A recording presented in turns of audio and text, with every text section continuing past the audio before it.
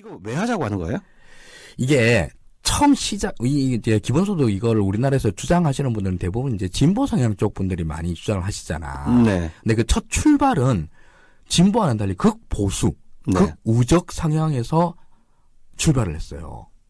이때 미국 레이건 했지, 영국 대처 했지, 이런 나라들이 기존에 있어 왔었던 강력한 사회보장제도를 공격하면서 집권한 우파 세력이다 보니까 이런 데에 대한 공격이 빡 들어가면서 주로 들어가는 게 국가가 비대하다. 국가의 역할은 작으면 작을수록 좋다. 작은 정부론이네요. 작은 정부론. 우파들은 작은 정부론이잖아. 그럼 아까 얘기했던 이런 작은 정부론을 주장하는 우파들이 기본소득을 꺼내요. 아니 국가가 전 국민한테 소득을 다 준다는데 이게 어떻게 작은 국가야? 근데 이 사람들의 입장에서는 이게 작은 국가야. 왜냐하면 국가가 복지를 받을 사람들을 선별하고 그 사람들에게 가장 적합한 복지를 제공하기 위해서 신경 쓰지 마라.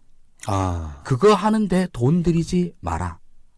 그 돈 아껴가지고 그냥 차라리 현금으로 퉁 쳐버려. 이런 생각으로 첫 출발을 신 거예요. 또 하나 문제가 더 있잖아요. 이 선별 과정에서 누군가의 그 프라이드 같은 걸 건드리는 거. 그렇죠. 그런 예민한 문제에 있어서도 보편적인 복지가 좀 더 힘을 얻는 케이스가 있는 것이죠. 정답입니다. 네. 그게 무상급식이에요. 지금 딱 말씀하신 그것이 바로 딱 집권 리버럴적인 태도인데요. 네. 사안사안별로 케이스별로 보는 거, 따져보는 건데 그렇죠. 대부분은요. 입장 역시 20년 전에 정한 입장 가지고 그대로 쭉 하고 극우나 극좌나 쭉 하고 이게 굉장히 편하거든요. 그렇지. 그러니까 집권 리버럴로 산다는 게 굉장히 피곤한 일입니다. 지금 현재 기본소득을 준다라고 그러면 내가 받은 만큼 물가가 올라가지고 그걸 상당 부분 상쇄할 텐데 네. 제도 자체가 노동을 불필요하게 만드는 이런 제도를 한다라는 것 자체가 맞냐. 경기도 지역상품권을 정해진 어떤 거에서 살려고 그러면 아마 한 6% 정도 할인해서 살 수 있을 거예요. 10만 원어치를 94,000원에 이런 식으로. 깡 해야죠. 깡.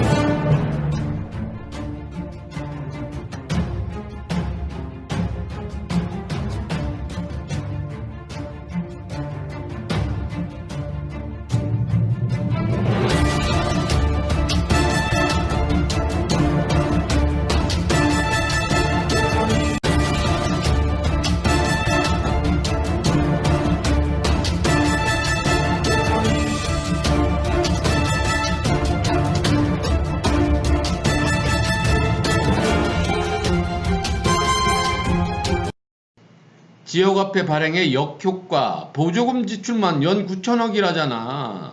지역화폐 올해 경제적인 순손실이 2,260억이나 된다. 2%의 인쇄비랑 금융 수수료가 들어가죠.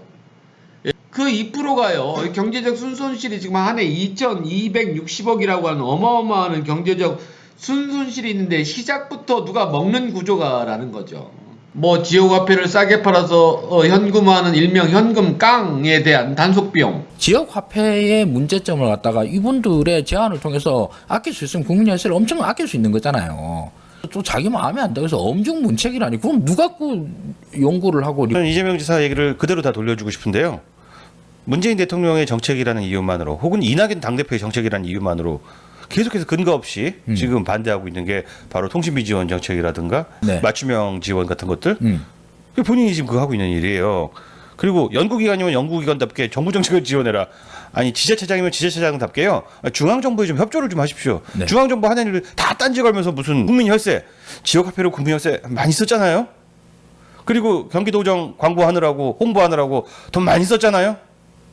어떻게 이런 소리를 할 수가 있습니까? 이재명 지사의 이런 얘기를 보고 난 다음에 저는 바로 떠오른 인물이 이명박이었습니다.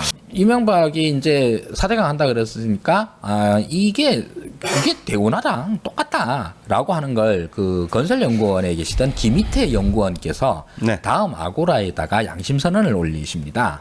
6개월 후에 징계를 하고 징계하기 전까지 계속 괴롭히고 이재명 지사 이게 보면은 이명보다 훨씬 용감해. 그렇지 않다라고 반박을 하면 되는 거 아닙니까? 예를 들면 SNS에서도 중립적인 입장들 있잖아요. 네. 굉장한 반감을 많이 드러내시더라고요. 문재인 정부의 공약이다라는 얘기 있잖아요. 네네. 네, 공약집. 거기 가면은 검색을 해도요. 지역화폐라는 단어 안 나옵니다. 안 나오죠. 네, 온누리 상품권하고요.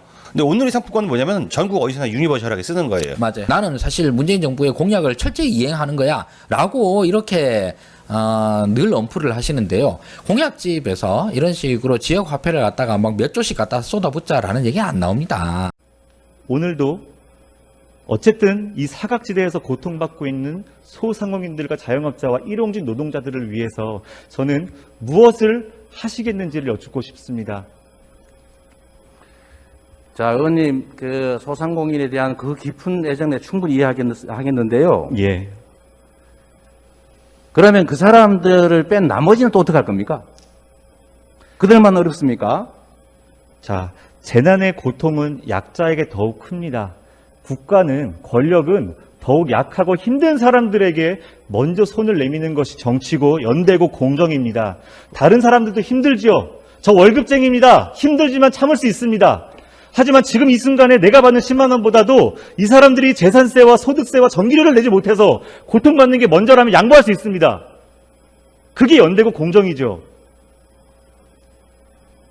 참, 듣기는 좋은데요. 예산 집행을 그렇게 감정적으로 할 수는 없는 겁니다. 저는 감정 1도 없이 말씀드리는 것입니다. 현장을 그대로 말씀드리는 것입니다. 지금 현장에 자영업자, 영세 자영업자들이 수십 년 영업을 해오다가 지금 폐업하는 곳이 한둘이 아닙니다. 그들을 다 골라서 지원해서 살릴 수는 없지 않습니까? 물론 맞습니다. 예, 그 말씀도 그래서 맞습니다. 우리가 할 수 있는 최선을 찾는 거예요. 가용한 예산을 500억을 마련해서 이거라도 더 해보자고 했지만 이거보다는 1조 3천억이라도 빌려서라도 모두에게 더 지원하고 그들에게 반드시 네. 영세 자영업자한테 사용하도록 지역화폐를 지급해서 매출을 올려주는 게 그 500억을 선별적으로 지원하는 것보다 낫다고 판단했습니다. 맞습니다. 그 판단 존중합니다. 하지만 제가 앞서서 보여드렸던 표를 다시 한번 상기시켜 주십시오. 33개 업종 중에 2개 업종에 50% 이상의 지역화폐가 쓰여지고 있고 매출액 10억 이상의 더 대규모 매장에서 20% 이상의 대출이 쓰여지고 있습니다. 과연 지금 거기가 힘듭니까? 전체 거기가 자영업자 어렵습니까? 중에 이 앞에 언급된 2개 자영업체 비율이 50%가 더 넘습니다. 거기 매출만 그렇게 집중된 게 아니고 이 업종이 차지하는 전체 비중이 크다고요. 자, 그 비중을 지금 보십시오. 제가 보여드리겠습니다. 그 비중이 바로 25%와 4%, 그 비중을 합쳐도 30%가 안 됩니다.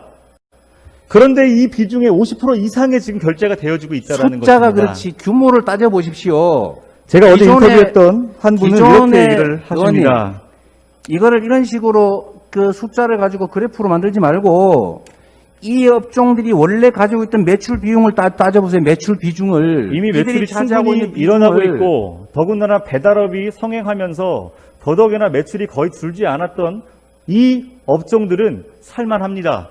미안하지만 지역화폐는 살만한 데는 잘 쓰여지고 있지만 소외되고 배제된 곳에다가는 흘러가지 못합니다. 어저께 제가 만났던 의류 판매하시는 분은 지난 일주일 동안 딱 옷 2벌 팔았다 그랬습니다. 하지만 그게- 정부는 어떤 지원도 하지 않고 있다 그게 그랬습니다. 지역화폐 때문입니까? 뭐 말씀이십니까? 그게 지역화폐 때문입니까? 지금의 이 재난에서 지역화폐는 그들에게까지 흘러가지 못하고 있다는 말씀을 드리는 것입니다. 세상의 모든 정책이 100% 완벽합니까? 그러면 다른 대안을 내보세요. 가능한 대안이 뭔지. 제가 대안을 말씀드렸습니다. 그 소중한 500억, 사각지대에 있었던 소상공인들, 영세 자영업자들, 일용직 노동자들에게 쓰여졌다면 다 해결할 수는 없지만은 적어도 그들의 피눈물을 조금은 닦아줄 수 있을 거라고 그 생각합니다. 사람들 말고 다른 사람 혜택 받지 못하는 사람은 어떻게 할 겁니까? 다시 말씀드렸습니다. 조금은 더 살만하기 때문에 거기서 일부 배제됩니다. 하지만 말씀하신 것처럼 목소리를 단돈 3만 원을 주어서 모두에게 행복을 줄 수 있을 거라고 생각하지는 않습니다. 불이 목소리- 났다면 불이 난 곳에다가 물을 부어야지 불 나지 않은 엉뚱한 산 언저리에다가 불을 끄겠다고 물 뿌리는 것, 이거는 지금의 위기에 맞지 않습니다. 불이 안 난 곳을 물을 뿌린 게 아니고 모두 말라서 비틀어져 가는 곳에다 같이 살자고 한 거예요. 네, 지사님 시간이 다 돼서 제가 여기까지 준비한 말들이 참 많았지만 나머지는 서면으로 질의를 대체하도록 하겠습니다. 지사님 자리에 돌아가 주시길 부탁드립니다. 1인당 10,000원씩을 지원하면서 대개 15만 원에서 20만 원, 많게는 50만 원까지 지원됐기 때문에 굳이 이거를 다시 말씀드리지만 지사님 정말 죄송하지만 그 15만 남겨두고자 했던 거죠. 네, 맞습니다. 근데 그 5만 원이 그 오늘 폐업을 고민하는 사람들에게 가지 않는다는 거죠. 2개 업종 정도의 50% 이상 쓰여지는 그 지역화폐로는 어렵다는 것입니다. 중복지원 말씀하셨습니다. 제가 보건복지부 담당 서기관과 통화했습니다. 현재 국가 중앙정부가 내놓은 긴급복지 지원 기준이 저렇게 엄격합니다. 매출액 기준이 4,800만 원 이하, 연간 4,800만 원 이하면은 초영세업자입니다. 이런 사람들을 대상으로 하니 당연히 돈이 남아돌 수밖에 없죠. 국비가 남아서 도비 삭감했다? 다시 보실까요? 1년을 영업한 1년 동안에 1년 이후 이상 영업한 대상만 돈을 지급해주니 작년 8월 이후에 개업한 소상공인 자영업자들은 배제가 되는 것입니다. 돈을 받으러 갔다가 뒤돌아오는 고통스러운 소상공인들의 마음을 달래주기 위해서 지난 3월에 복지국장을 통해서 이 사각지대 해소하겠습니다. 500억 만들어 주십시오라고 말했던 것이 집행부의 입장이었습니다. 근데 그 500억 전액 삭감했습니다. 사각지대는 여전히 지금 우리 사회에 존재하고 추가 예산을 있습니다. 지원했는데 예. 그럼 굳이 그걸 해야 된다는 이유는 또 어디 있습니까? 그 사각지대를 해소하기 위해 처음 편성하신다고 말씀하셨지 않습니까? 그게 3월에 편성이 되었습니다. 전원에게 지사님. 지급하는 방식으로 1조 3천억을 지원하는데 굳이 10만 명에게 따로 추가로 지원하는 게 과연 그것만 옳습니까? 자, 그렇게 해서 지금 폐업률이 70%가 넘어가는 현 상황을 해소할 수 있습니까? 지금 당장 의원님. 이분들의 전기세와 소득세를 우리가 지원해 줄 수 있습니까? 경기도가 만능입니까? 만능 예산이 아닙니다. 무한대로 있습니까? 만능 아닙니다. 하지만 경기도는 그 사각지대를 메꿀 수 있는 가장 좋은 지방자치단체입니다. 중앙정부에서 배제되어 있는, 그렇게 소외되어 있는 소상공인들에게 줄 수 있는 그 소중한 자원들이 이렇게 쓰여진다는 것에 대해서 소상공인들의 피눈물을 보고 있는 제 입장에서는 오늘 이 얘기를 안 할 수가 없는 겁니다. 그래서 여쭙습니다. 제가 이걸 가지고 지사님이랑 목소리를 높일 것이 아니라 목소리를 높이고 감정을 낸다고 해서 대중에 대한 사랑이 표현되는 건 아닙니다. 네, 들어가십시오.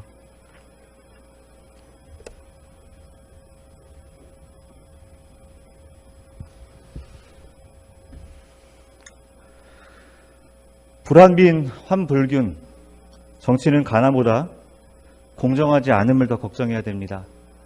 목소리를 높인 점, 그로 인해서 연장자인 지사님의 기분을 언짢게 했다면 죄송합니다. 하지만 저는 어제도 그제도 고통 속에 눈물 흘리면서 자살까지 고민하고 있는 소상공인들과 일용직 노동자들을 만났습니다. 나에게 다시 10만 원만 있었어도, 30만 원만 있었어도 오늘 내야 할 수도세와 전기료는 다 냈을 텐데, 그 말씀하시는 분들의 이야기를 듣고 오늘 이 자리에 섰을 때 저는 감정을 추스릴 수 없었습니다. 시대를 관통하는 정신이 공정이라면 코로나19 시대에 지금의 온 국민은 각자의 모양대로 버텨나가고 있습니다.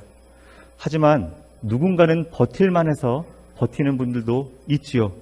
하지만 누군가는 오늘 이 순간 생을 마감할 정도로 고통스러운 코로나19 시대를 살아가는 사람이 있습니다. 각자가 처한 상황과 여건이 반영될 수 있도록, 그래서 공정한 배분이 이루어질 수 있도록 만드는 것, 그것이 바로 불환빈 환불균입니다. 저는 여전히 이재명 지사님과 도정을 함께 이끌어가는 파트너란 생각에 변함이 없습니다. 조금은 다른 생각, 다른 시선이 있다는 것을 들어주시고 도정에 참고해 주시기를 간곡히 부탁드리며 도정을 질의를